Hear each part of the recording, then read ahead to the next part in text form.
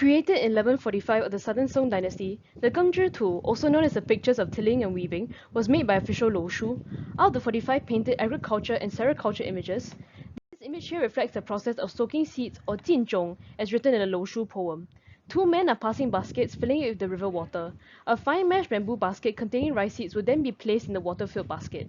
After which, as explained in Timi Yao Shu, after washing the seeds, soak them for 5 nights, drain them, and put them in a grass bucket, keeping them warm and damp. Soaking seeds makes up the process of pre-germination, which the Chinese believe to be advantageous for rice growth. There is the chain pump, also known as the dragon's backbone. Described as Long Wei Che in the Tai Si Shui Fa, the chain pump is an endless circulating chain bearing square pallets capable of hauling water from lower to higher levels. By the Song dynasty, these pumps became most widely used in irrigation, drainage, and water supply. As seen in the image, the chain pump is placed at a fixed spot on the bank above the river to raise water from the stream outside into the outer plots. The water is then pumped into small irrigation channels, conducting the water from plot to plot. Based on the farm's depiction, these are poldered fields, which are large areas of land reclaimed from a lake by the construction of a high solid dike. Houses were then built on the wider parts of the dike, which was planted with trees to prevent erosion. Inside, the polder was divided into blocks of fields. These kept the water at equal depth and limited the field size, making rice fields as small as we see here.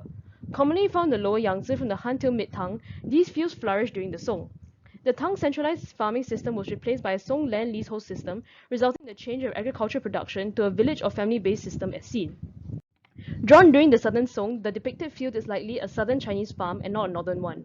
In the south, streams and rivers are numerous, making water freely available for irrigation.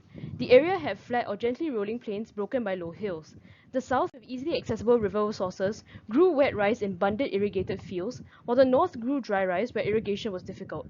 Northern farmers also usually grew millet or barley and not rice like we see here. Considering the vitality of water to wet rice farming, this saw the widespread adoption of abundant irrigated fields in southern China as early as the Zhou dynasty.